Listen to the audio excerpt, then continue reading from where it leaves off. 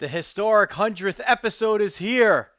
Diamond Diehards, for the 100th time, is on!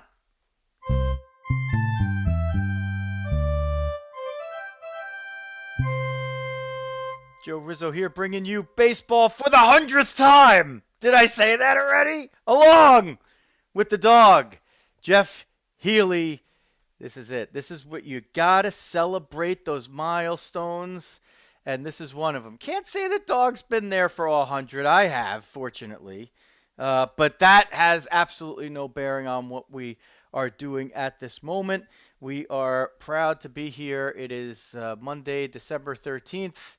This venture started just as the pandemic became upon us and has grown to a greater preponderance, to which has led 100 shows later, our wonderful audience and interactions and all those nice things that have come along with it. You could follow the show everywhere on social media at Diamond Diehards, and especially Twitter. If you go there, you'll interact pretty directly. At Diamond Diehards is the account that, it's basically me.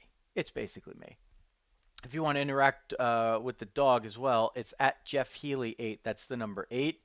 And it's everywhere you want to find all your social media at Diamond Diehards, including LinkedIn. So if you want to do business with us, like fmsgraphics.com and Big Ed's Car Wash in Fair Lawn, New Jersey, hit us up on LinkedIn. And if you like to catch these things live, which if you are on Facebook right now and you are catching us live, we appreciate that. Go join our Facebook group.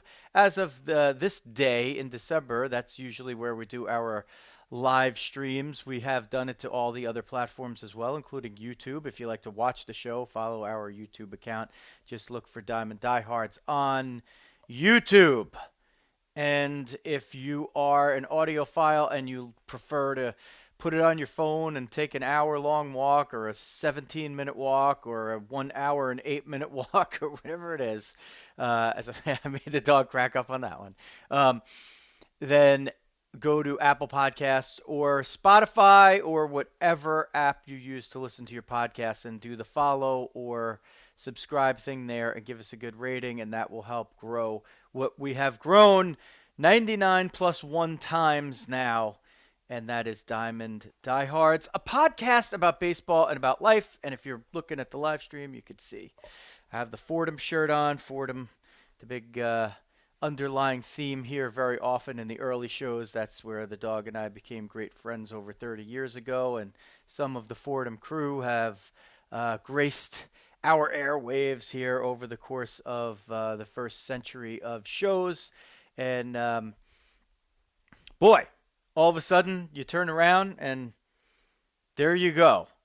Tonight, or whatever night it is that you're listening to, or day that you're listening to, we'll do Veteran of the Day very shortly here with the dog. Mets managers search down to Buck Showalter, Joe Espada, and Matt Quatraro. Hopefully he doesn't get it because that's a tough name to pronounce. Clint Hurdle, Rockies Assistant GM. Some stuff going on with our pal Jeff Frye and Shildt Nation, so we got to show a little a little support over there for our pals. Mike Shildt joins the commissioner's office, and Roland Heman, the 3-time executive of the year, passes away. And then we'll finish it up with Diehard Dads. But after that long, maybe one of the longest openings in the 100-show history of Diamond Diehards, we bring in the dog, Jeff Healy, for Veteran of the Day. All right, Riz, we got more celebrations going today. So 100th for us, obviously. So big time for the show. So a great one to kick off there. And also, today is the 385th birthday of the National Guard. So National Guard have been guarding the nation before it was a nation. So I had the beginnings in the Plymouth Colony and Massachusetts Bay Colony. There was 4 regiments formed. Or 4 companies, and eventually became 4 regiments altogether under the command of General Court. So the 4 units that date back, the current units that date all the way back to 1636, is the 181st Infantry Regiment, the 182nd Cavalry Regiment, the 101st Field Artillery Regiment, and the 101st Engineer Battalion. So fun fact, the Dawg was actually in the 102nd Engineer Battalion. So we all got combined together. Guess which one stayed? The one that went back to 1636. So my battalion got whacked and the 101st stayed. So that's just the way it goes in the Army. But yes, so all the way back to Massachusetts Army National Guard. So again, happy 385th birthday to the National Guard. Wow, that's when your birthday is older than the country and you serve the country before it's a country, that's a good birthday. That's a good birthday. That's a lot of candles. We're closing in for exactly. A lot of candles, talk. Get the firefighting detachments out. Yeah. Good. So good stuff. Yeah. And great. What an achievement, Riz.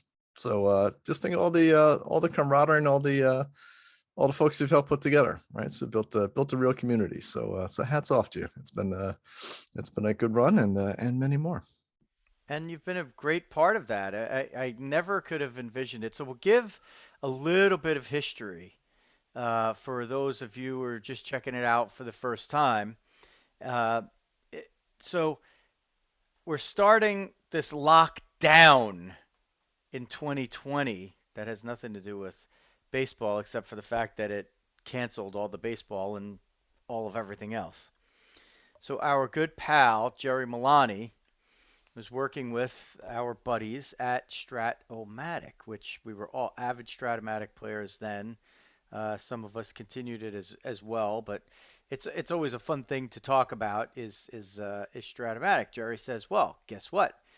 While there's a lockdown and there's going to be no baseball games, Strat-O-Matic is going to do a simulation day by day of the season. And why don't you start a podcast and just cover it? I'm like, okay. And like about 24 hours later, Time of Diehards was born or something like that. We bandied about the name a little bit. We threw it around.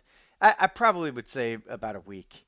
And believe it or not, it was producer Xavier who was one of the big votes here for Diamond Diehards. And that's what it ended up as. So now I used to do something called MMA Diehards back in the day. That was a mixed martial arts site, and my other podcast, Rear Naked Choke Radio, was on that site. I never changed it to MMA Diehards Radio or anything like that. That was a separate show. We had a big network. It was really cool. We actually, if we stuck with it, we probably would have done really well in that space. But life happened, and we didn't go that way. So it's sort of an homage to the past a little bit that we ended up on Diamond Diehards. But it really is about showing our love for the game. And then when, a few shows in, Dawg joins up just to, help me shoot the shit, because you're talking about stuff and not people. And, people are more exciting than things, as one of my college professors, one of my writing professors once explained to me, and that completely resonated me. People are more exciting than things. And I said, wow, that does make sense. So we tried to do our best to turn some of those things into people, and that's where the Dawg really came in. And Jerry Milani also was a voice, especially in the earlier parts of the show. So he's got a big part in this, and we give him thanks all the time, and then we also turn the screws on him and bust his chops, because otherwise it wouldn't be Jerry. Nevertheless, I end up early on getting COVID, and fortunately for me, it was something that I was able to shake off. But what I couldn't shake off was being locked in my bedroom for 2 weeks. And I didn't BS it. I didn't leave. The only time I left was to go out my window and onto the roof. So I played it full. Not like somebody else from CNN who eventually got fired because he tried to imitate my video. I still think that to this day. And he was full of shit. So, yeah, F you. You know who you are. Talks like, where's this Riz bitterness coming from? This is like, I'm so happy you ate it the 100th anniversary. You got the big birthday. I gotta throw the elbow right in there, Like I still to this day believe that the guy saw my video, and then 2 days later he makes a friggin' video, Chris Cuomo coming out of his basement like he hadn't been out. The guys were, people were reported seeing him on the streets where he's having interactions with people. Meanwhile, I'm like, get your ass back down in the basement, dude. Like, if you really have it and you're quarantining and people's lives are at stake. Seems like a trustworthy guy. So anyway, Dawg joins in, sort of on a lark, and And we never kind of leaves. and we just kind of like talk after those early episodes. We're like, it kind of feels like the chemistry is still there from WFUV in like the late '80s and early '90s. Like, you want to just keep going? Dog's like, yeah, since there was a lockdown, the six dog and cat, pups and kittens couldn't really go anywhere or do anything. Life, was on hold, and so here we were doing this podcast, and we've had some great support along the way. Uncle Paul, a voice that has been there. Debbie Rizzo's chimed in. She really did the logo design and stuff like that. We've just gotten so much support from all over the place. But, Dog, one thing that besides you and I ended up co hosting this show, one thing that I didn't anticipate was some of the relationships that we would forge here in the baseball community. And I'm gonna note Jeff Frye from Shildt Nation, the former Red Sox player, Ranger, and Rocky and Blue Jay, and Lillian Martineau, a 15-year-old female baseball player, and her family. Like they've become part of like our daily regimen. Like it's mostly happening on Twitter. And then that leads to another great relationship with Missy Coombs, who's an historic figure in baseball, where she was one of those Colorado Silver Bullets players on the all-female team in the '90s. So we've forged these three great relationships that are all kind of intertwined with one another and because of one another. And boy, Dog, I never saw that coming. I really didn't.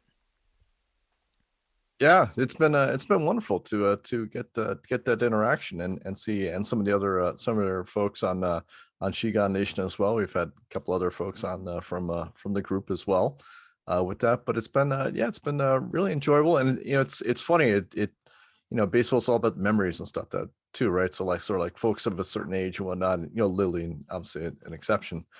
But all of us kind of thinking back and like, sort of shared experiences, shared memories and stuff like that. And it kind of came along at just the right time for that, right? I mean, that's kind of what baseball does when baseball is doing things right.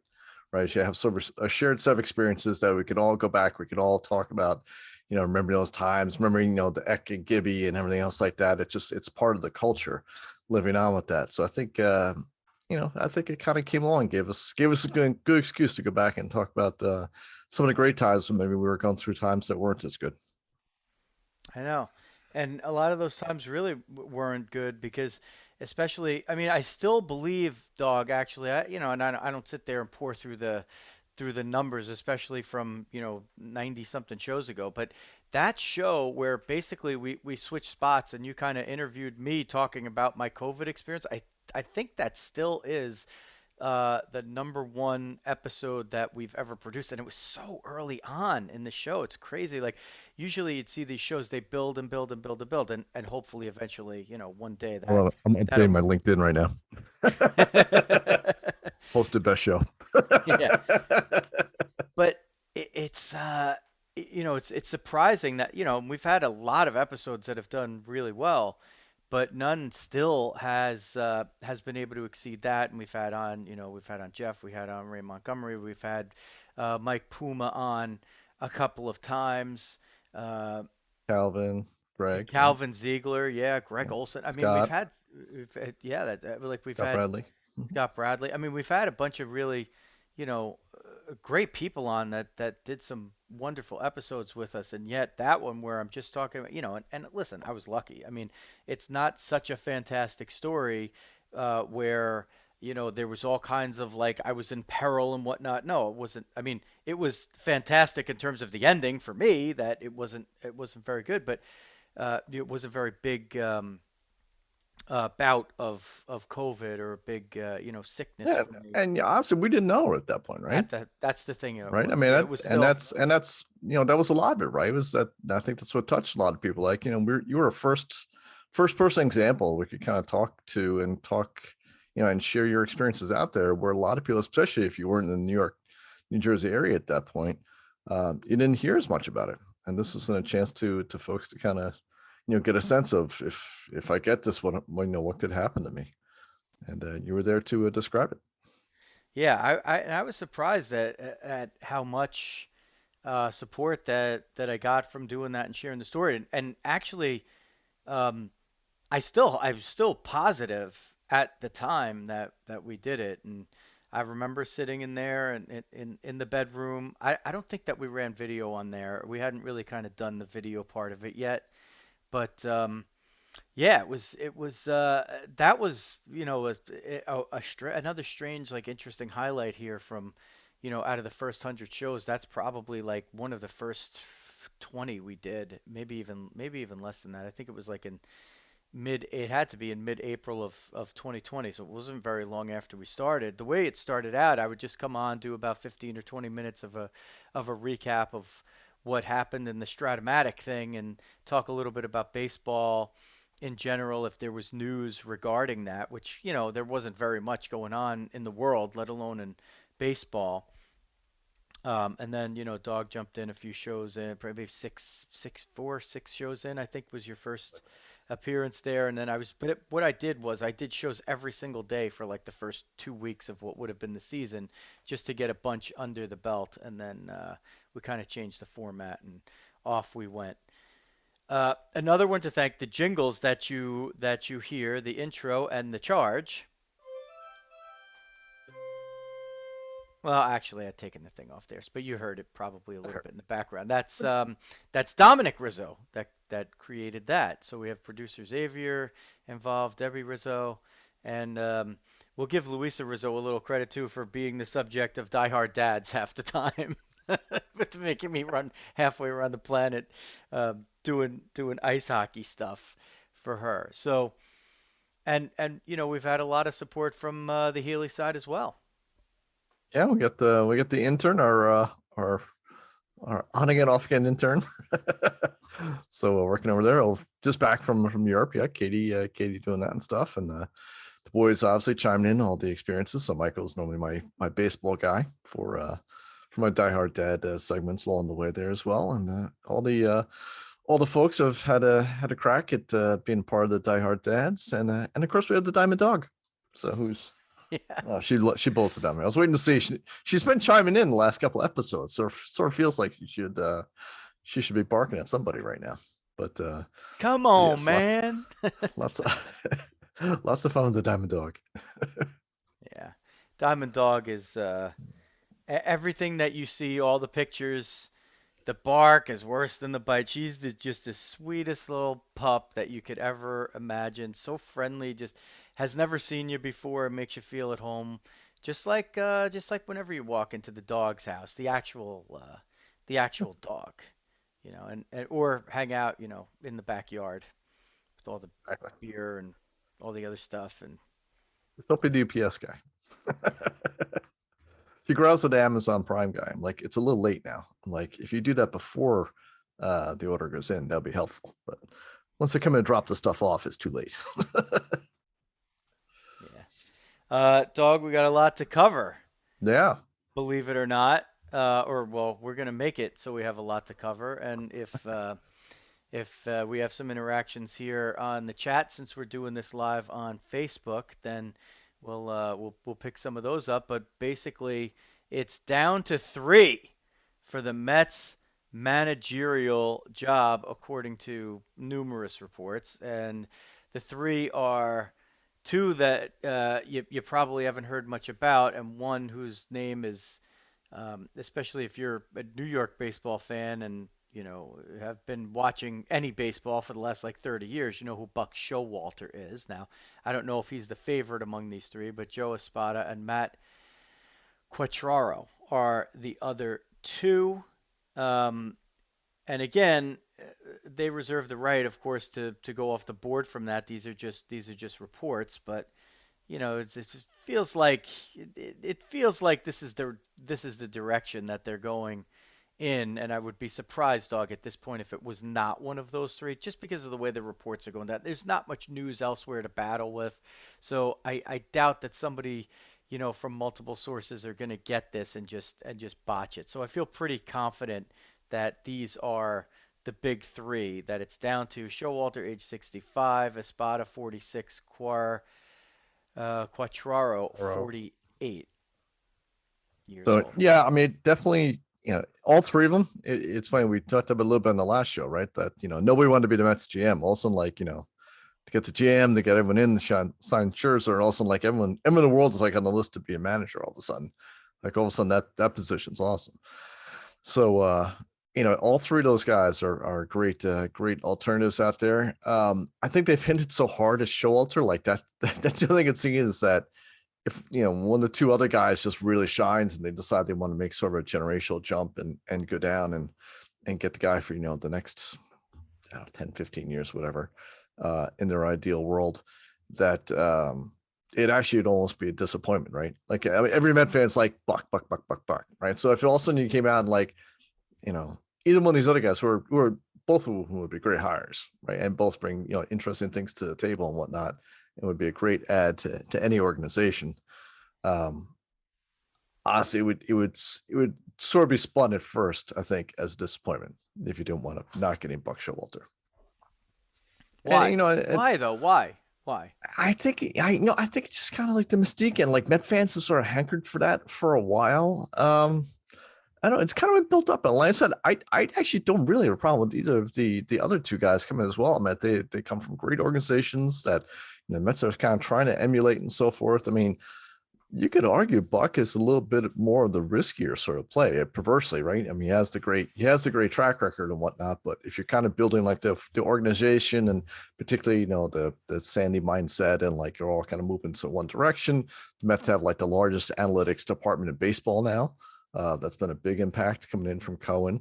Are you going to want to listen to, are you going to want to handle a guy who may say, you know, that's great, but this is why I'm doing this separately. I think the whole like Buck versus analytics thing is way overblown.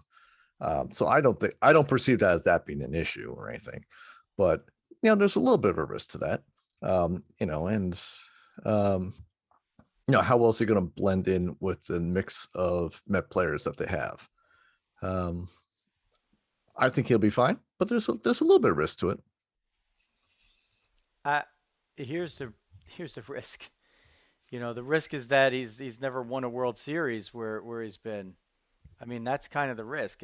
On the other counts, he's not really a risk, at all. But what are you trying to do?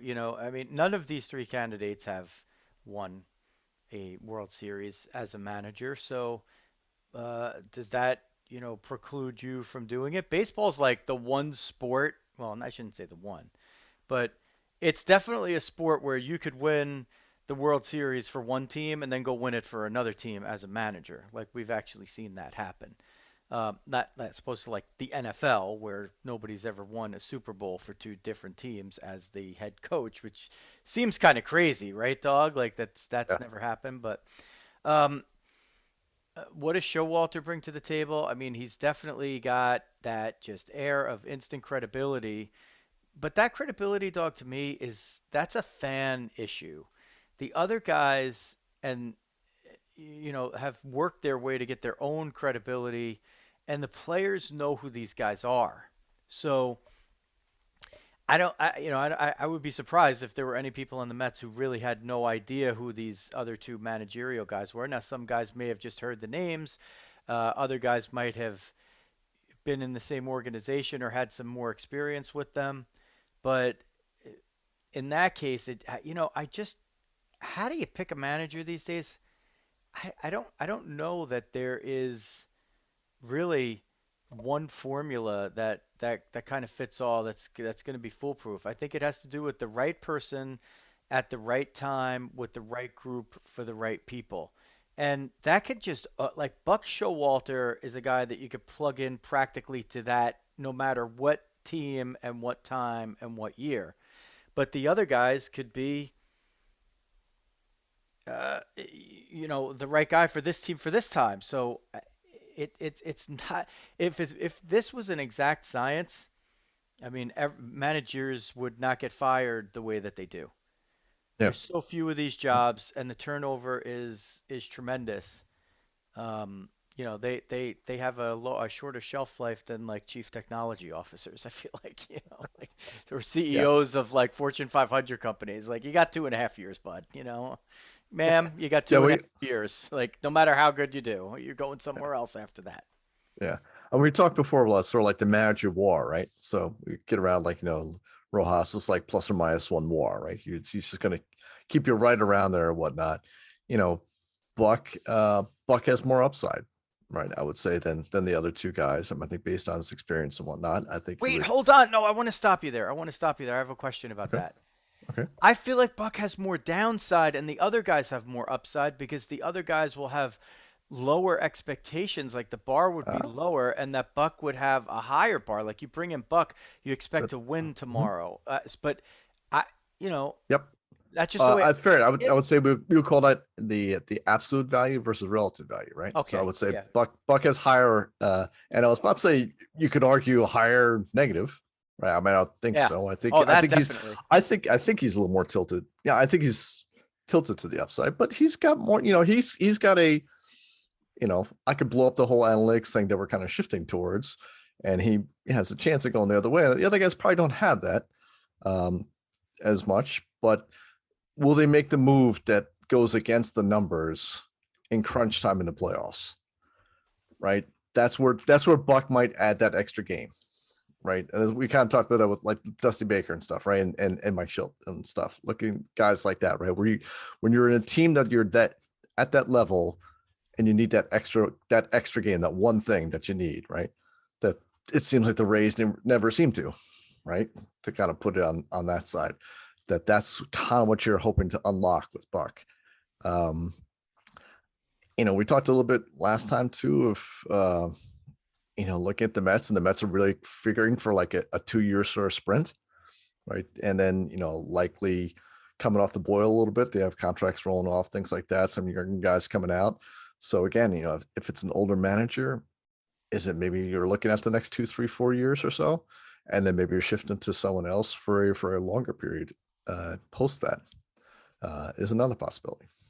So we're not going to really delve into the histories and the qualifications of the other guys because basically if one of the other two guys gets the job, then we'll just do like a whole big segment on him in the next show to kill I some got a time. feeling the next show is going to be the manager anyway. I know. Yeah, it could be. Unless they signed a deal like this weekend. Yeah. Well, knowing us, that somebody will probably get named like while we're in the 38th minute of the show. That seems to be something that's happened. The chat discussion is very lively. Uncle Paul's there. My old boss at Super Guy, Rick Alessandri, throws his congratulations. Thanks, Rick. So much appreciated. Big guy early in my career back in the sports ticker days was one of the people who gave me a break and advocated for me becoming a writer and sort of you know, keeping the Fordham train going too. That part doesn't hurt. Uncle Paul, Jerry Milani chiming in.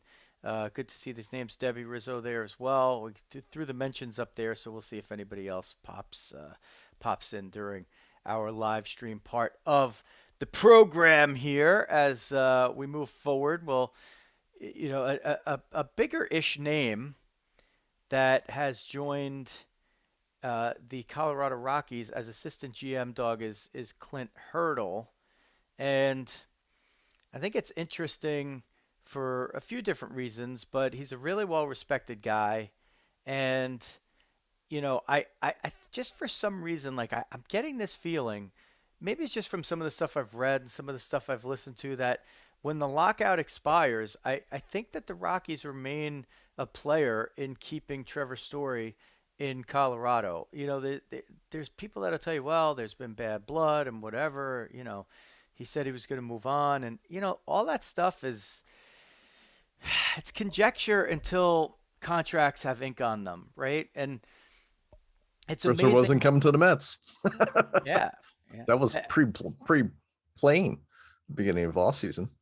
Here we are. So yeah, and here we are. I mean, so a lot of that stuff is it's built up by media types who maybe are repeating some things that they're hearing and are sometimes not as judicious about about filtering it, and sometimes they're more judicious about filtering it, if you catch what I mean, like depending whose message they're helping to get out. And that's just kind of the way the machine works, right? So you got to leaf through that case by case, and like they bring on like a hurdle. They I guess I would have felt more confident that they'd bring back Story if John Gray had opted to remain there, which I kind of thought he would, but I guess maybe the Texas deal just kind of blew him away. And he was the first domino to fall, and then like the next day Semien, and the next day Corey Seager, right? Like so that was a big triumvirate going down to Arlington.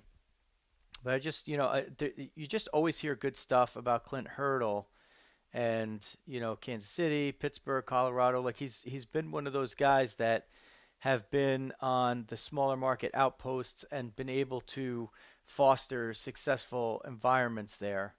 So I thought that was kind of an interesting bit of news, and this is the only kind of news that we're really seeing, right? Like we're only seeing front office types and managers maybe uh, kind of dominating the news while baseball's locked out. Yeah. So I said for the Metsies, it's actually working okay, right? They got a chance to take a breath and kind of starts to set up their organization. They were behind the power curve with the turmoil up at the top. So they're able to get applause to do that. And it's kind of cool. Like maybe we get to hear a little bit more about some of these assistant GMs and like some of the other guys, or maybe the AAA managers and so forth, that so trying to fill up the sports pages and stuff. Maybe we'll get to hear a little bit more about that. I think that's always a very underexplored area within sports media, is some of the other guys that sort of make the stuff happen, like the analytics guys, the scouting guys, and so forth. It'd actually be interesting to kind of hear more about these kinds of stories, and fill out the full framework of baseball. So Herta was the manager who got the Rockies to the 2007 World Series with that epic run. Um, they, of course, go on this crazy run just to make it, and then they zip all the way through the NL playoffs and get steamrolled by the Red Sox once the slipper fell off Cinderella. And then he was managing the Pirates for about a decade thereafter. He's still, he's 64, so I guess maybe he wasn't looking to get back necessarily into the dugout. Although Buck Showalter 65, and he's in there. Tony La Russa and Dusty Baker both managed their teams into the playoffs, and they're 70 somethings. So it's just interesting that you add a guy like Hurdle to the mix, and maybe they're trying to grab back a little of that magic that he had there. And the Pirates were pretty good under him, all things considered. So um, he's in that he's in that like that winning mode, and he's done it again on teams that have been in these smaller markets, and especially in Colorado. Their greatest moment in their history here has been with him at the helm. So that's interesting to see. And a guy who we talked about here briefly, our pal Jeff Frye, he, as soon as he saw it, he had a big tweet about how great Hurdle is, and just one of the great guys in baseball. So you could see how coming from a former player like that, that brings cachet, dog. That brings good feeling that, hey, our organization is bringing in people who know what they're doing and who have had success, and mostly that they've commanded respect among their peers. So I thought that was that's very telling. And sometimes you just have to look out there and look at some of these other messages, and I think that's become more important than ever in this culture of baseball. And that's one reason, Dog, I think why a lot of people have said that they really want to see Buck Showalter get the Met job, because all that off the field stuff, that has plagued the Mets front office here for a couple of years. Showalter is completely on the opposite side of that. Like he's he's a guy that's doing the right thing when nobody's looking. That's Yep. that's that's That's Buck Showalter. that's the definition of integrity, right? Doing the right thing when no one's looking. Yeah, it's 100%. Tremendous credibility that you give to the organization. And yeah, it's interesting to say with Jeff reaching out with Clinton stuff, right? Like and that means so much more. Like, like, no, nobody has to say anything on that. Like, Jeff doesn't have to say anything on that. He could send them a text and that's sort of it. And to go out and sort of, publicly kind of do it, it reflects well on Jeff, and really reflects well on what the impression is on Clint. And I think you're right that other current players should note that the guy does have the respect of someone who's gone out there and done it. So It's another good reflection, we think, on Jeff Frye with some of the stuff that's going on with Jeff on Twitter and Shigon Nation. I mean, he's look, you and I are in that camp. We think he's doing the right thing. And basically, in a nutshell, he played in the majors. He hit 290. He wasn't Mike Trout, but he wasn't, some guy who God knows hitting. Right. It's pretty blatant. Yeah. Yeah. He wasn't like some physical specimen, who was just super, he wasn't Junior Griffey or Barry Bonds. Like, he wasn't as big as Mark McGwire. He was a guy who had to scrap and claw for every piece that he got, and he made a darn good major league career out of it. And he's also a realist. And one of the things that he's done in his recent career and his time on social media is he's made these videos outing these hitting gurus who are charging an arm and a leg to make 8 to 15-year-old kids, boys and girls, do these crazy hitting drills that, I don't know, some of them might have some usefulness, but basically what he's trying to say is these guys are like snake oil salesmen, and they're just stealing your money, and they're not really teaching your kid anything better than what he would be doing if he was just standing there on a tee and just doing repetition over and over, or just doing kind of traditional basic, just working the fundamentals over and over, getting used to repetition, playing some games and doing it like that. And these people are like, they want to attack him back because he's probably, potentially cutting into their business. That's usually when somebody will claw back, when they're, now this guy's like taking money away from me. But, Dawg, we see it. I mean, you see it. Your son is in this mix, right? He's in this mix where, as a parent, you want to put your kid in position to do well, and the overwhelming majority of us never got that far in baseball where, we know something about it.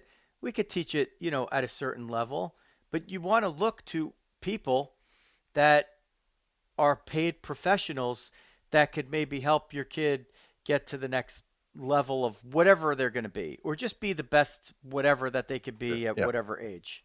And if they enjoy it, unfortunately, in this environment, if they enjoy it, in order to do well and even stick on a travel team, they have to be doing some kind of instruction essentially all year round.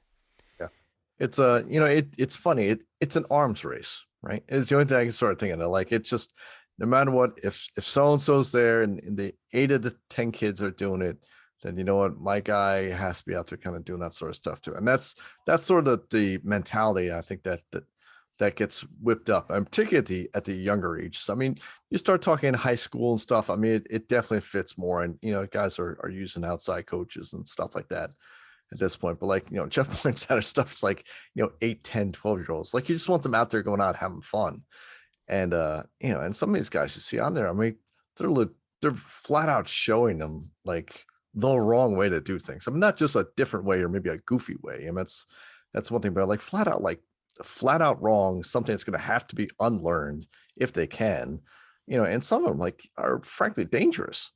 You see some of these moves, like there's such a, especially like the stuff with like the throwing with the arms and like throwing as hard as humanly possible. And that I'm like, like you're saying, like, Jim Cott's like, I never did that. I'm like, meanwhile, they're teaching his kids like sprint and like also throw as hard as humanly possible in like muscles that are just developing. And certainly the muscles are one spot and the ligaments are not up to there yet. I'm like, that's just begging for someone to blow something out. And they're each trying to compete against each other with that. I mean, it's horrific. And Justin's been spot on calling stuff out on it. And he's funny about he mocks some stuff on it, but I think he's doing it for the right reason, and guys reacting to him really reflects more on them than Jeff and the rest of the Shildt Nation, who again sort of support those sorts of fundamentals. And like I said, you can argue different, everyone's got a little different swing, right?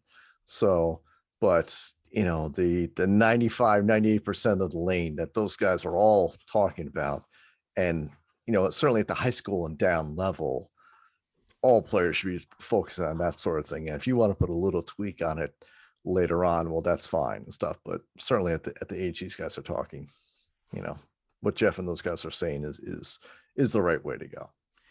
And here's the thing, just to reiterate, like we talked about with Buck Showalter, when nobody's looking, Jeff Frye's doing not just, you know, the minimal right things. He's doing a lot of right things that, I know about and you know about, but a lot of the public doesn't hear about. That's a Yeah. good guy. Like Yeah. he's a stand-up dude, man. And he does a lot of stuff that he just doesn't have to do. He Yeah. really does. So we're going to give him, we're glad to give him a little love there. But, we'll see if we could hit him up if he wants to jump on with us again one of these days and chat about it. But I would definitely go and give him a follow at the letter O3 J Frye Frye on Twitter. He's a great follow on Twitter. He also has the YouTube account where he posts a lot of these videos. He's on Facebook as well. So go check out Jeff Frye. Uncle Paul even says that he agrees with Jeff's stance on analytics, which are that, and so from this manner, I think sometimes this discussion gets a little cloudy, dog. Analytics, you basically, I mean, if you're looking at somebody's batting average, that is a type of analysis, right? Um, so what when we say this, I think what we mean is this. When analytics have taken baseball to the point where you are trying to adjust the swings of 9-year-old children to have a launch angle and you're no longer teaching them proper hitting mechanics, basically what you're doing is you're you're you're sweeping out a whole bunch of athletes who are just never going to get far enough in baseball, and you're going to essentially what you're doing is you're killing the sport. And you could see it at the major league level where batting averages have quickly dipped to the lowest they've been since, we were alive and we're old. So um, what does that tell you? Is that going to keep getting worse? I mean, it's a great time to be a pitcher. Look at Max Scherzer. He's 37 and he's getting paid $43 million a year for 3 years. Why? Because he sees guys swinging up, and the only people that are going to consistently hit with a swing like that are super athletes that just have a different level of talent than, most of the rest of the gene pool. And, the rest of us lugs are going to survive on fundamentals, and then the top of that group that has the talent is going to eventually make it, which still is, it's a figment of the population.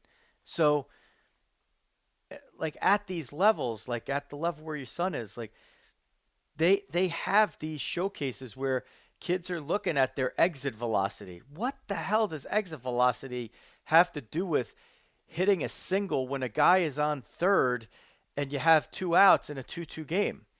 It doesn't matter. You got to make contact with the ball. Like, it's fundamentally wrong to teach a kid how to do that when you're also not teaching the kid like situational hitting, which is way more important, or how to make contact with the ball and do all these things when you're 9, so that, okay, maybe a lot of 9-year-olds are going to miss the ball, but when they become 11 or 13, or they finally get their growth spurt and their strength spurt, like they start to fill out a little bit, that all those fundamentals that have been built up, now they get a little stronger, they get the bat around, all of a sudden they get hit, right? I mean, we've Yeah. seen it I mean, a million times. numbers, I will say, I mean, I'm in a kind of a quantitative field for work myself. Um, Numbers are seductive, right? Numbers can be put in a database. I can rank everybody if you give me a number, right?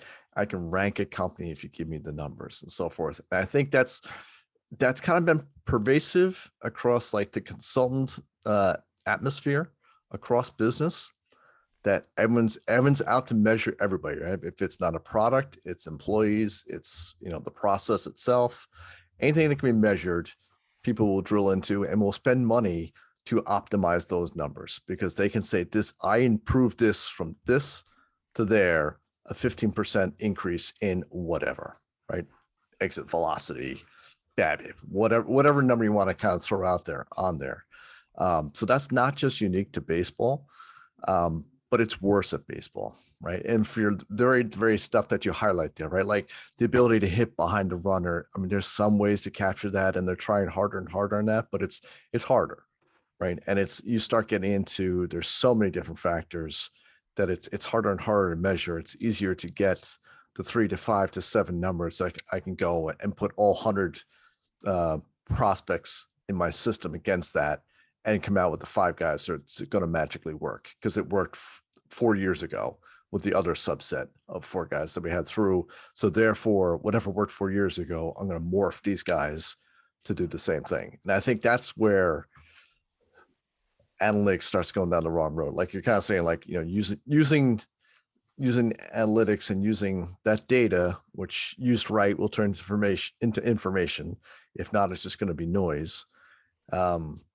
If you're taking that and altering players rather than enhancing players, I think that's where you really start going off on the wrong foot. And like I said, you're saying like, guys not being able to hit against the shift, right? Like just stupid stuff like that. Unable to bunt, unable to hit the other way. All basic stuff that any baseball player should be able to do, right? At that sort of level that you would have seen 20 years, 30 years ago, right? I mean, your middle of the order lineup guy could hit and run, right? I mean, can you imagine like a 5-hitter hit and running now? I mean, it's forget it, right? That just simply wouldn't happen. I mean, just go the other way, even forget the hit and run, just flat out go the other way. Is again, like it's miraculous when it happens. That's an undervalued asset. I think that will get unlocked because I do think that's pushed down, and guys who are out looking for undervalued assets in baseball or in life, they'll eventually be highlighted, and the baseball will eventually turn on it. So that's something like it's that analytics gives you the ability to spot certain things like that, but that's not the outcome. It's a tool to achieve the outcome, and Jeff kind of even acknowledges that too. Like it's analytics helps empower a player, right? You don't take it to change or to morph the player, or constrict him. Maybe is a way to put it too. See, that's why Dawg has just made his value on the show right there on the 100th episode. That's it's like uses some big words, talks about math things that I can't comprehend, and says it so eloquently. While being in the doghouse, if you're watching, if you're not watching, if you're just listening, go hit the video at some point somewhere on YouTube or on Facebook. You'll see Dawg in the doghouse. You're out of the doghouse right now. You never heard the dog. It just looks good though. It's like you doghouse though. Took us 98 episodes to be like, hey Dawg, why don't you have a doghouse right behind you as your back screen? But nonetheless, there it is. And speaking of which, these detractors from Shigon Nation are trying to put Jeff Frye in the Twitter doghouse, but I don't think it's nice. I don't think it's working with some kind of BS copyright infringement stuff that they're trying to throw at him. I don't know. If he gets banned from Twitter, guess what? He immediately gets on the show that night. We do whatever we're doing. We'll do a Jeff Frye show just so we could still be out there, because that's a guy we support. Good dude. All right, Mike Shildt, Dawg. He joins the commissioner's office in on-field operations. This is interesting. Why? Because it goes right hand in hand with the topic about which we were just speaking, and that is we really want some people in the major league front office, in the commissioner's office, to recognize, like, hey, people, let's get back to baseball here. Like, let's get back to doing baseball things all the time. It's not, we don't need, we need to grow. We need to mature. We need to evolve, but we don't need to make these kind of fundamental changes that we've started to dig into. And apologies to Jerry Milani, who wants to start every batter with a 1-1 count. Even though 2-1, 2-1. Oh, 2-1, yeah. 2-1. Even Surprise, it's 2-1. even though, like, every time you watch a baseball game and he's talking about it, it's like every count goes to 2-1. This is good. Like, Mike Shildt, a successful manager, doesn't see eye to eye. Oh, I was right, Dawg. He said 1-1. You're wrong. You're wrong. It's 1-1. Jerry put it in the comments. That's why Riz is the host. Yeah. That was a math thing. You're supposed to get that one. I blew it. Yeah, that's bad. Bad job on that. Bad job on that. So Mike Shildt is going to be a guy that's going to bring some reality to this, right? Like, he's managed the freaking Cardinals. He's been a manager of the year. He got a team that, had no right to be in the playoffs solidly into the wild card game this past year, and he moves on because of, differences with upper management in philosophies. Well, guess what? Cardinals? Now that philosophy is going to be injected throughout the commissioner's office. So hopefully he gets a nice, big, juicy position where he could have a lot of input about on-field operations, and that we use one baseball next year instead of two. Yeah, they could use a little help at the commissioner's office, right? I mean, it's so funny, right? You sit there and think, like, hey, the commissioner's office, like, I don't know, things been going pretty well for a while, or making billions of dollars. Like, things are going pretty good, right? I mean, it's not that bad out there. Let's find ways to go and screw with this and piss people off along the way. And it seems like the commissioner's office has done a fantastic job of that the last 2 or 3 years. So yeah, hopefully get a little common sense brought back there. Maybe Jeff Frye's post about firing Rob Manfred could now maybe go a little bit. Maybe they'll go in reverse if Rob Manfred keeps hiring Mike Shildt types. I think that's listen. We kill Manfred all the time. Let's give him props for, he's got to be involved in this hiring, right? It's the commissioner's office. You'd figure he's, anything that's happening in there is, not happening in a vacuum. So I'm glad that Mike Shildt is there. I like watching the Cardinals play. I talk about them all the time on this show when I can. And, I'm sitting here being a Yankee fan. And when we did the Stratomatic Elite Experts Baseball League, I got the lead with the Cardinals, managed the entire season, made it through the playoffs, got the lead in the 10th inning of Game 7, and then lost Joe Lemire because of Dustin Pedroia. Damn it. I still wished. That was the low point of Time and Diehard. So I was ready to win that title. Sitting there 11:30 at night, refreshing. Oh my God. Over and over. Refresh.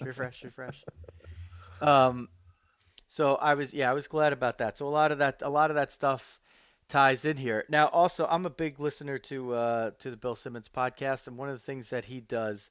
So we do the Diamond Diamond Diehards version of what they do. They do Parent Corner. We do Diehard Dads. So it's kind of like, it's a loose ripoff of what they do, but those guys are about the same age. Simmons and cousin Sal, they're about the same age. They're just richer and more famous than we are. But we do, our stuff is just as good or better. So that's, but we're not. I'm not going to knock the Holy Cross guy, but Fordham, or Holy Cross. You could decide. Listen to both.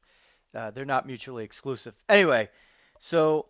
Cousin Sal was talking about on their Parent Corner on the episode that I was listening to today that his 8-year-old son now plays baseball all year round because they're in California, and they were just at this tournament this weekend, and it's the sixth inning of a sixth inning game, and your pitchers can't throw more than 50 pitches at all, and if they throw more than 20 pitches, they can't pitch again the next day. So he said you're seeing six pitchers come in, each throwing 20 pitches, and the last kid that comes in is like the best kid, and he's a lefty. So his son's team is down 8-5 with 2 outs in the last inning, and against this kid, his son is now up, and he's like, I'm excited, and I could just see like our fans are cheering, the other team's fans are cheering, the other team's fans are playing music, which he noted that he didn't like. And he said his son is up there, and he's always instructed his son. He goes, look, as long as you're trying your hardest, I'm still gonna love you no matter what happens, and you just always have to try your hardest, and as long as you do that, everything, it doesn't matter what happens, everything's gonna be okay. He's like, but I'm looking at him, and I could just see that the moment is like too big for him, and first pitch comes in, lazy swing, strike one. Next pitch, same thing. Next pitch, same thing. Strikes out. They end the game. And he's like, this could have been like a really great moment. And my son comes over to me. He's like, and he looks at me, and he's got like no change of emotion on his face. And he's like, yeah, you see, Dad, like I tried my hardest, so it's okay. And he's like, I can't put the kid to a lie detector test, but I know he didn't try his hardest because like he was intimidated by the kid or whatever it was. And he just gave like the 3 swings and got out of there. So they made a funny joke, like, I think the lesson to similar parents in similar situations is going to be, it's always okay to try your hardest, but Santa wants you to make contact. I was like, oh my God, this is like what we talk about all the time.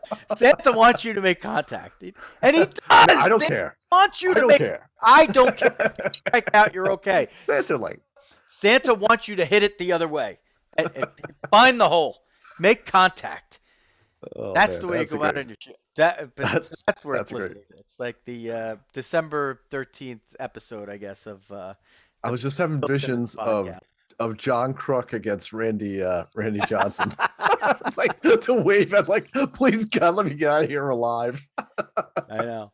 Well, but see, Larry Walker tried his best because he reversed his helmet and batted righty against him. At least he's like, I gotta try something, Which is funny because I always remember Larry Walker hitting lefties like exceptionally well. But yeah, I always thought that was fun. But John Kruk did too. I mean, both of those guys are great hitters. The '92 All-Star Game was on MLB Network on Sunday night, Dog. It was like 13 to 1. I didn't even remember. It was such a blowout. And Roberto Kelly got the 100th Yankee All-Star hit in that game. He lined a double down the left field line, a 2-run double. I was like, wow, Roberto Kelly.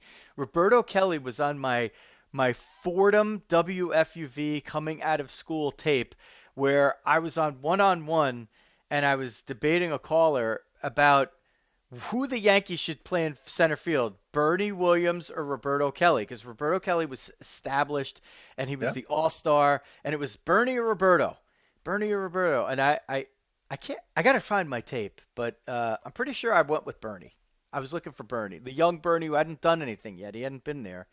But he was a switch hitter. He could go get it in the outfield. I felt like Roberto Kelly probably was going to be solid. The corner, yeah. You moved him to a corner, and then of course they end up trading him and getting Paul O'Neill, and the rest is history, right? So that worked out for the Yanks pretty well. But that was it was interesting seeing those All Stars. Travis Fryman was still a shortstop. Remember how good that guy was? That guy was a freaking stud. And he was a stud. He could hit. He could field, and he's a guy that like.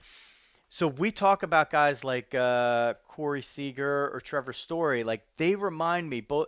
Now Seager's a left-handed hitter. Fryman's a righty. So Story maybe reminds me more.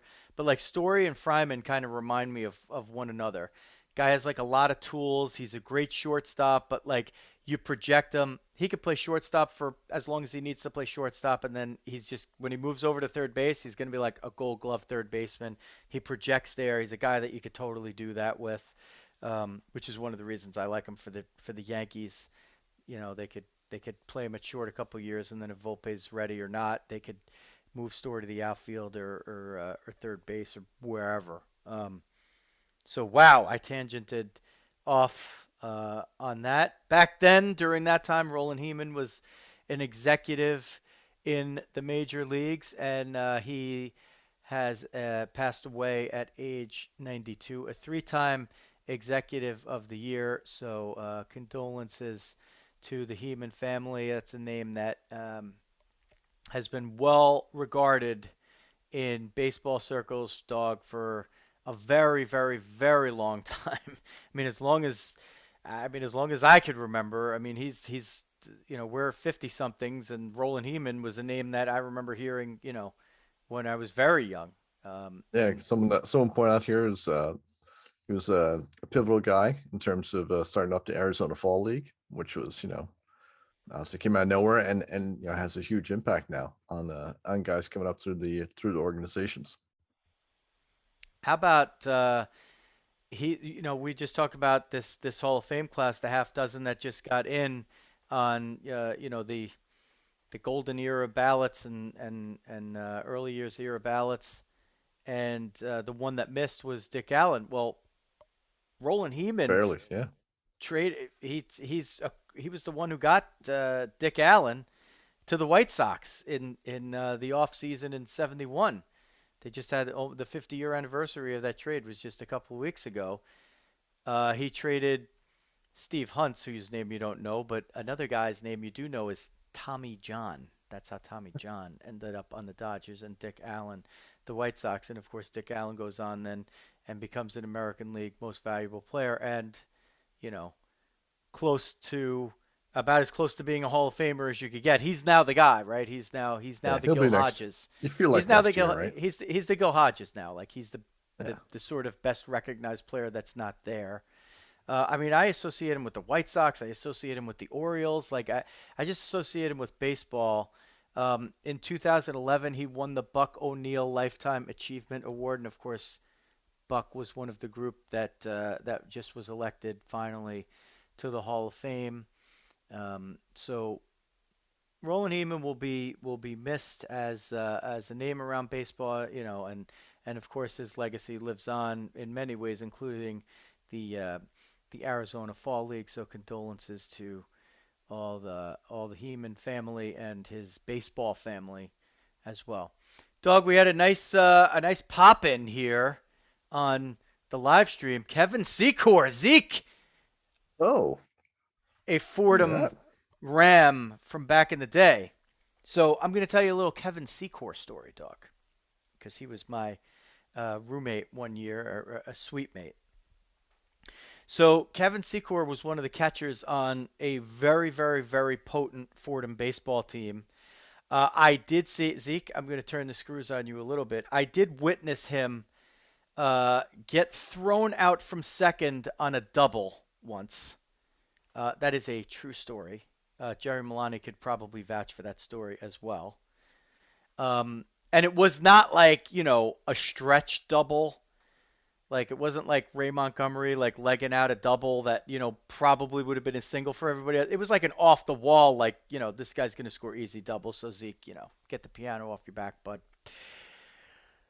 So Lot of during, catches. dur- dur- so during our during it was our junior year in our suite. This was back in the day where you had an old school phone and you had one phone for the suite and you had the answering machine that had the tape on it. So of course, what was I going to do? I was the broadcasting guy. I was the FUV guy. And I make up that I take one of his bats and I do a fake call that he's going to hit, a grand slam. Secor hits a grand slam, and that was our message. I took the bat, I pinged it against the chair, made the bat noise, and like we had our answering machine that Secor hits a grand slam, whatever. So Secor has no home runs the entire season. Fordham goes to Jerry. Tell me if I'm wrong. Wichita State. I believe they were in the Wichita Regional, and Wichita State at the time, I believe, was ranked second in the country. So they go there for the regional, the Fordham team did. after an unbelievable win, which I've talked about. If you go back to the Ray Montgomery episode and you're really into Fordham baseball, go listen to that, because we witnessed Fordham miracle in Maine, on Maine's field, sweeping a doubleheader and getting themselves into the NCAA regional. So they go to Wichita State, and Wichita State's ranked like 2 in the country. So we're like, all right, it was a good run. They got out there, and what's going to happen? First inning,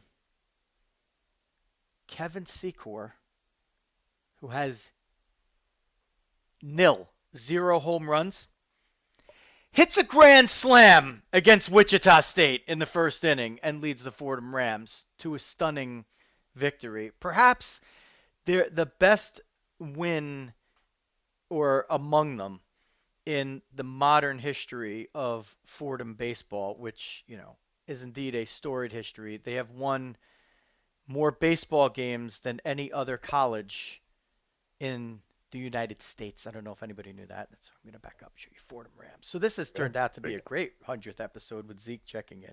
So there, Zeke, I tore you down a little bit, and then I gave you your props. That was an unbelievable moment. I wasn't there to witness it, but I wish that I was. In spirit, I certainly was. I tell you what, some analytics guy blew it. Yeah, it's like proving the Secor. Just get ahead the count. Oh, it was against Arkansas. Okay, it was the Wichita Regional against Arkansas. Thank you, Jerry. Thank you, Jerry Milani. Because Jerry Milani was the basically the baseball SID, Sports Information Director, for from a student standpoint. He scored all the games, gave all the access, helped build some great relationships that still last today. So it was against Arkansas. Okay, so it was at the Wichita Regional at Wichita State University against Arkansas, which I believe was ranked 2. Fordham, I think, bowed out to UCLA in the next game. I think that was the Troy Glaus UCLA. I'd have to double check, but and then lost another game after that and exited the regional. So you got a little Fordham baseball excitement right there, but that's exciting in general. That's what Diamond Diehards has brought us, Dawg, here after 100 episodes. Family. It's about family. It's a podcast about baseball and about life. That was a little bit about both right there, right? Yeah, perfect. The guy who actually hit it was, watching the live stream a million years later. That's pretty good. It's a pretty good testament to life. Where's the intern? Right? Don't you be a TikTok? we don't even know what a TikTok is. Yeah. Can it please be a TikTok, Miss Intern? If we start now, can we get it by Christmas? Maybe. All right, Dawg. Also, a big part of this has been fmsgraphics.com. So for all your printing and promotional needs, go check them out. I know that a bunch of our listeners have done that and have been very, very happy. Printing and promotional products are still a thing in 2021. And will be in 2022 as we continue to get back toward normalcy. So when you need to get your stuff out there and distributed hand to hand and in a physical old school nature, like when you want to put out a little placard about how to hit the other way, or maybe make no pepper signs at your field, whatever it is. FMSgraphics.com. Believe me, a family-run, family-owned business for over 50 years. That's where you want to go. FMSgraphics.com. FMSgraphics.com for all your printing and promotional needs. Dawg, you feeling dirty? Car feeling a little dirty as the weather's been getting bad? Got a little schmutz out there. The truck is it's got a lot of stuff on it right now. Not good. Dawg, little vacation time coming up. You might be traveling up the pike here to do a little in-person show with the Rizzo fam, and maybe you'd make a little stop on the way here or on the way home when you're in Bergen or Passaic County. What would you do? I'd swing and go see our buddy Big Ed. Oh, really? Big Ed's car wash. Say, Ed, you got a big tunnel? Oh, he's got the big. Oh yeah, baby. And it's green. It's green and it's environmentally friendly. So Big Ed's Car Wash in Fair Lawn, New Jersey, right on the border of Bergen and Passaic County. So if you could find Patterson on a map, which you should be able to, Fair Lawn's right near there. If you could find Paramus on a map, you should be able to. Fair Lawn is right there. If you're in Paramus doing some of your Christmas shopping, from people come from all parts of the New York metropolitan area to Paramus, it is probably about a 10-minute ride and might even be right on the way. So look them up. Big Ed's Car Wash in Fair Lawn, New Jersey. I take all my cars there. Ed takes care of me, and Ed will be glad to take care of you, even though he's a Don Bosco alum. We're going to not hold that against him too much. It's okay, though. It's okay. We're all brothers. We're all brothers. Hey, so's Father Russ. So, That's true. what are you going to do? Dog, I think that's going to do it. The historic 100th show. Any final remarks? Oh, we diehard dadding, or Oh yeah. what's our Fordham family taking the place there? Yeah, I think we got to. Okay, good. See, Dog stepping up as I'm trying to end the show and forgetting one of our favorite signature segments. It is Diehard Dads. I got a couple, Dog. So Roll. I could let you lead off, or I could roll. You want me to roll? Yeah, you just roll. I don't have any real biggies for tonight.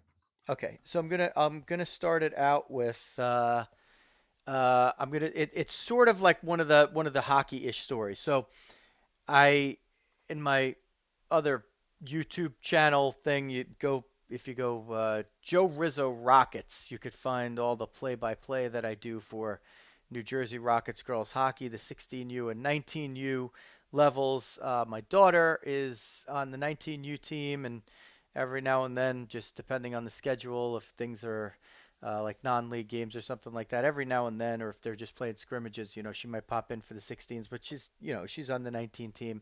But our families in the Rockets girls organization are very close, so they're often interchangeable between the 16s and the 19s, and I'm very glad when I'm available to do play-by-play and live streaming for both levels. This was a weekend where both teams were playing on the same ice surfaces back to back. And so that means I was going to do 4 games. Well, unfortunately, Luisa Rizzo was a little under the weather, and for the first time in her, I don't know, hockey career, which is spanning 6-7 years, she actually missed a game. She had never missed a game before for, a game in which she was technically available to play. Like maybe there were games where we were away or there were family functions, but in this, for some kind of health reason, she was unavailable. Not COVID, just a little under the weather. Got her tested. No COVID there for any of the Rizzos. Just whatever's going around. There's some kind of virus going around, and she was just beat, and she just couldn't make it onto the ice. But she was there supporting her team, and her dad was there calling the games. So Saturday's games, Dog, were at the New York Islanders practice facility in the Northwell Health Ice Arena at Eisenhower Park in East Meadow. Now, while I don't enjoy driving out there, the traffic was okay, and that helped things to be a little bit better. So I got on the perch. It's a beautiful place, a beautiful place. It's a great place to do a game. It really is. So I get on there. I'm on my perch. I have my tripod, and I put my phone up there, and I have the little wired headphone things, and that's how I do it. I stream it through this streaming app that I have, and I do the play-by-play, and I follow it along on the video. So I do that for the 16s game. I do that for the 19s game. And like as I'm in the third period, I see somebody getting ready, and he's setting up. They have this like nice perch. They have like it's at the top of the stands, and it gets you a little bit higher than would be the crowd. It's really good. It's a professional type setup. And I see a young gentleman next to me, and he's setting up, and he's got like really nice equipment or whatever. And the game finishes, and after the game, I see he's got a Ramapo College jacket on. I'm like, oh, Ramapo College. That's actually right near where I'm from. I'm from that area. And this kid, I think his name was Mike. I got to double check though. This kid is shoveling compliments on me. Like he's like, how, I don't know how you do, like you're doing the play-by-play and you're following the video and you're streaming it I'm like, yeah, you know, I'm Fordham trained. Muffin, prepare the drinks for my friend. I'm Fordham trained. Oh, of course, darling. Um, it was so, you know what, dog? It's gratifying. I do it for fun, and I do it also. I find some points and have some teaching sessions every night, like small, like 2 minute, little sessions sometimes with the girls if I could help improve their play or whatever. Have a good relationship with the coaching staff, and when I can inject something there, we talk about it and I do it and I'll present video and things like that. So I really enjoy it, but man, it's gratifying when somebody out of the blue comes up and tells you that you're doing a real good job. And I do get some of the same from the people that check out Diamond Diehards, and I just it crosses over, and I do appreciate this, but that's something that I wouldn't do, frankly, if my daughter hadn't been playing. Like and the pandemic came, and it was like, okay, they'll let one person in and they could live stream the game, and I'm like, okay, I'll live stream it, and guess what? You're stuck with my play-by-play. So if you don't like it, you just turn the volume off and watch. But I get completely the opposite reaction from everybody, even the teams that we go against that are familiar teams. I've just gotten some wonderful moments with some of the parents from the girls on the other team, and I frequently joke about, I hope you're not, I'm a homer, so I hope you don't mind, and it's just good laughs and fun, and it's nice that there are still a lot of good people out there that enjoy that and aren't afraid to share a compliment, and I do appreciate that from that side and also from the Diamond Diehard side. The other Diehard Dad piece that I have is how'd you like to have 3 16-year-olds get their permit in one day? That's me. That's me. So Good times. So while apparently I'm not ever allowed to drive anywhere by myself anymore, I'm also apparently not allowed to operate the vehicle myself anymore. And, now we have to manage that. So, Dawg, if all my hair falls out or just immediately turns gray, there's no help here, by the way. This is all still my color. Thanks, Dad. Yeah, if all of a sudden Riz starts going gray, it's probably because of all that white knuckling in the passenger seat. But so far, so good. They're pretty good for just starting out. Producer Xavier, driving is his thing. He's been all over this for literally for years, waiting to get his permit. Got the foot surgery, got out of the cast, doing his rehab, so he could get his permit on the same day as his triplet brother and sister. So. I don't know, Dawg. That was a pretty good. I think that was a pretty good Die Hard Dads from my end. What do you got? I got nothing I can match that, other than I'm happy to say that oldest daughter is currently, speaking of driving, is actually schlepping her way up I-95 right now, coming up from Elon. Finished off her last fall semester, 1 semester to go down in Elon. So she's Molly's due back any minute at this point, and she can't wait to see the Diamond Dawg and all the rest of the crew here. So Diamond Dawg will be very happy that the pack will be back at full strength. So she's Molly's coming out of the box, and we're gonna have all 8 of us in the house again. So that's about it. That's it for us. In the house. In the house. So, all right, we got to see now that we got time as we head toward the holidays here. We'll see if Riz and the Dawg meet up in person, give you a little different content, throw you a couple change ups, see how the guest lists are working out. Working on a few things. I know I say that often, but still waiting for a couple of texts back here and there. But some good stuff in the works as we head off to the second 100 shows of Diamond Diehards. It's been a good first century here, bringing it to you. That is going to wrap up number 100. Don't forget to follow us everywhere on social media at Diamond Diehards. If you are on YouTube, you hit that subscribe button and the alerts button, and then every time we are posting content there, you'll get it. And if you follow us on the Facebook group, you'll see these live streams come in fairly often. And we just want to once again thank all of our constituents who have been so supportive through these first 100 shows. And we look forward to bringing you great content from here on in. If you want to follow the Dawg a little more closely on Twitter, at Jeff Healy 8 is the way to do it. That's the number 8.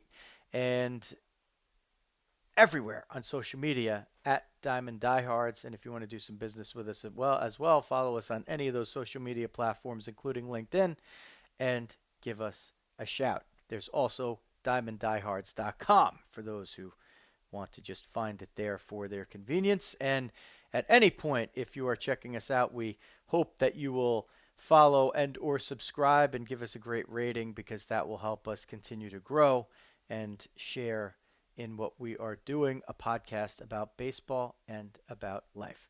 For the Dawg, Jeff Healy, this is Joe Rizzo. Diamond Diehards is out.